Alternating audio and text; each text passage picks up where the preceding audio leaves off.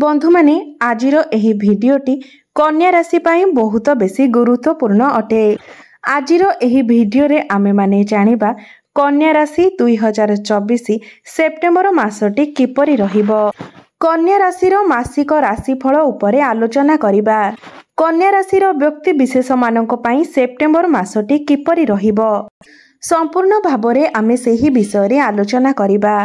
कन्या राशि व्यक्ति विशेष मानकर स्वास्थ्य, शिक्षा, प्रेम, वैवाहिक जीवन, भाग्य, क्यारियर एवं व्यापार वाणिज्यर स्थिति किपरि रहिबो एही सेप्टेम्बर मासरे से विषय रे विस्तार रूप रे आलोचना करिबा।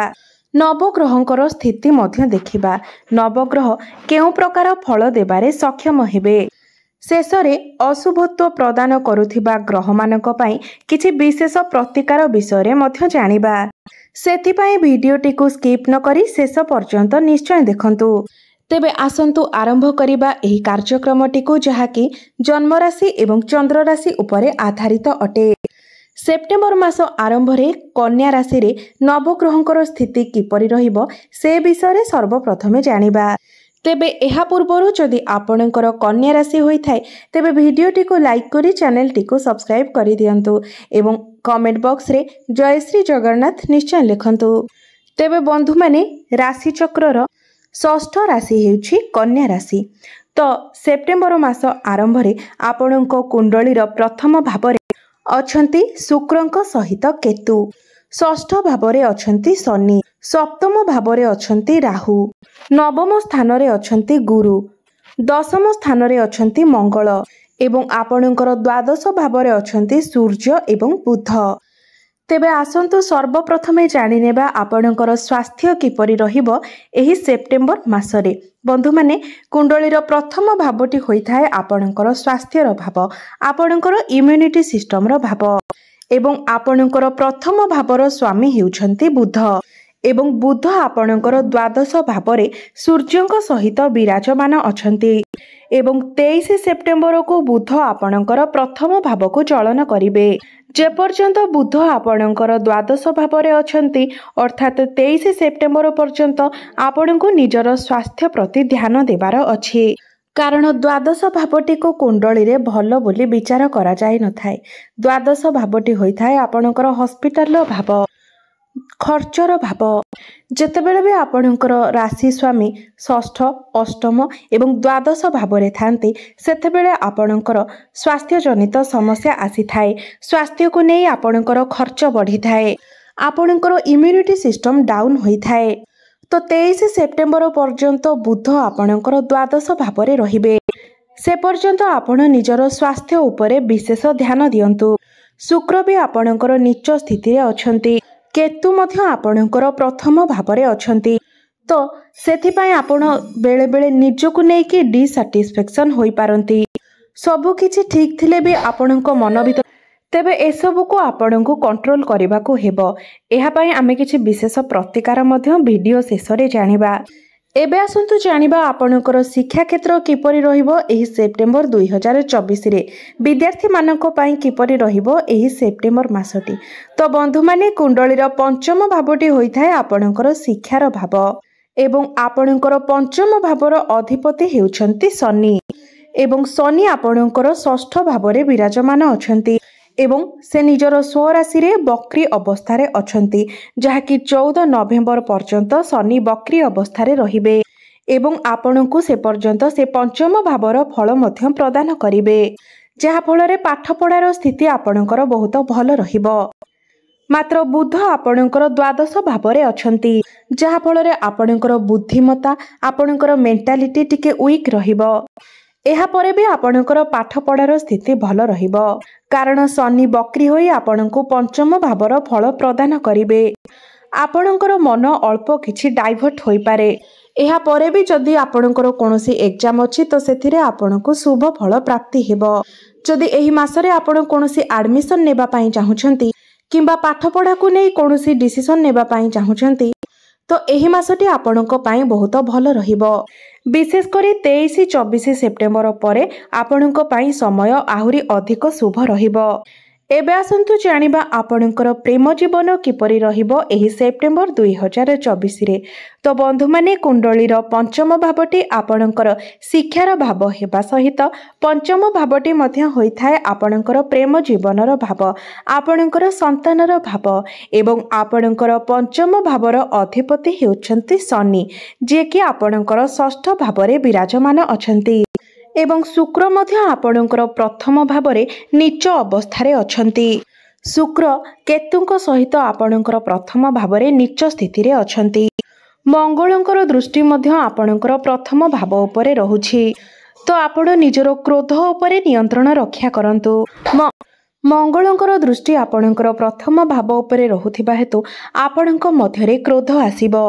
हठात करे आपण काहा मुहरे किछि कहि देई पारंती एवं आपण एपरि भाषार व्यवहार करि पारंती जहा आपणकर सामना वालांको बहुत कष्ट देई पारे। सामना वाला आपणको उपरे रागी जाई पारे, कारण मंगलंकर दृष्टि आपणकर प्रथम भाव उपरे रहुछि। शुक्र नीच स्थिति रे रहुछंती एवं केतुंक सहित अछंती, जहा फଳରେ आपणकर मिस कम्युनिकेशन हेबो, आपणक मध्यरे कन्फ्यूजन आसीबो एवं यह 18 सेप्टेम्बर पर्यंत एभली स्थिति रहिबो। तो 18 सेप्टेम्बर पूर्व आपण एही सबु कथा प्रति विशेष ध्यान देबार अछि, कारण एसबु जिनिस आपणकर प्रेम जीवन उपरे प्रभाव पकाई पारे। मात्र 18 सेप्टेम्बर परे एसबु स्थिति ठीक होई जिवो। जेतेबेले शुक्र आपणकर द्वितीय भाव को चलन करिवे, सेतेबेले आपणकर बाणी रे मधुरता आसीबो। आपणकर बाणी द्वारा लोक माने आपणक प्रति आकर्षित हेबे। आपण मुहरे किछि कहिबा पूर्वरु आपणक आखि कथा कहिबो एवं ताहा द्वारा मध्य लोक आपणक आड़को आकर्षित हेबे। तो 18 सेप्टेम्बर परे एसबु परिस्थिति ठीक होई जिवो, आपणक पई भलो समय आसीबो। एबे आसंतु जानिबा आपणकर वैवाहिक जीवन किपरि रहिबो एही सेप्टेम्बर 2024 रे। तो बंधु माने कुंडलीर सप्तम भावटी होइथाय आपणकर वैवाहिक जीवनर भाव, आपणक जीवन साथीर भाव एवं आपणकर सप्तम भावरे विराजमान अछंती राहु। 18 वर्ष परे राहु आपणकर सप्तम भावरे विराजमान अछंती। बहुत दिन धरी राहु आपणकर सप्तम भावरे अछंती एवं आगकु मध्य अनेक समय पर्यंत राहु आपणकर सप्तम भावरे रहिबे। 1.5 वर्ष पर्यंत राहु आपणकर सप्तम भावरे रहिबे, कारण राहु प्रत्येक राशि रे 1.5 वर्ष धरी रहिथांती। राहु आपणकर सप्तम भावरे रही आपणकर वैवाहिक जीवन रे कन्फ्यूजन सृष्टि करूछंती। छोट छोट कथा को नेकी आपणक मध्यरे आर्गुमेंट हेबो। मात्र गुरु आपणकर नवम स्थान रे अछंती एवं गुरु संपूर्ण चेष्टा करूछंती आपणकर वैवाहिक जीवन को ठीक ठाक रखिबा पाई। मात्र जेहेतु राहु आपणकर सप्तम भावरे अछंती, गुरुंकर राशि रे अछंती, तो सेथिपाई आपण निजर वैवाहिक जीवन उपरे ध्यान देबा उचित। राहु को पापी ग्रह बोली माना जाय थाए एवं से गुरुंकर राशि रे विराजमान अछंती, तो से आपणकर वैवाहिक जीवन रे निश्चित भावरे समस्या सृष्टि कराइबे। तो सेथिपाई आपण जेते पारिबे निजर वैवाहिक जीवन उपरे ध्यान रखंतु। चेष्टा करंतु आपणक भितरे जेमिति कोनोसी प्रकारर मिसअंडरस्टैंडिंग न हुए, जुक्ति तर्क न हुए किंबा कोनोसी एपरि परिस्थिति सृष्टि न हुए जहा फଳରେ आपणकर संपर्क उपरे ताहार प्रभाव पड़िबो। एबे आसंतु जानिबा आपणकर भाग्य, क्यारियर एवं व्यापार वाणिज्यर स्थिति किपरि रहिबो एही सेप्टेम्बर 2024 रे। तो बंधु माने कुंडलीर नवम भावटी होइथाय आपणकर भाग्यर भाव एवं दशम भावटी होइथाय आपणकर क्यारियर भाव, कार्यक्षेत्रर भाव। तो बंधु माने आपणकर भाग्य स्थान रे विराजमान अछंती गुरु। तो एही मासरे आपणकर भाग्य बहुत भल रहिछि। मात्र सबुठारु अधिक भल रहुछि 18 सेप्टेम्बर परे, जेतेबेले शुक्र आपणकर द्वितीय भाव को चलन करिवे। कारण आपणकर भाग्य भावर अधिपति हेउछंती शुक्र एवं शुक्र आपणकर द्वितीय भाव को चलन करिवे एवं द्वितीय भावटी शुक्रंकर स्वराशि, जहा फଳରେ कि आपणकर भाग्य बहुत भल रहिबो। प्रत्येक कार्य रे आपनको आपणक भाग्यर साथ मिलिबो। भाग्य सहित जड़ित प्रत्येक कार्य रे आपनको सफलता मिलिबो।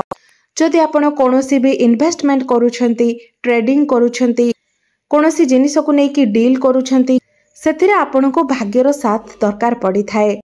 तो जेतेबेले शुक्र निजर स्वराशि को प्रवेश करिवे, सेतेबेले शुक्र आपणकर भाग्य को मजबूत बनाइबे।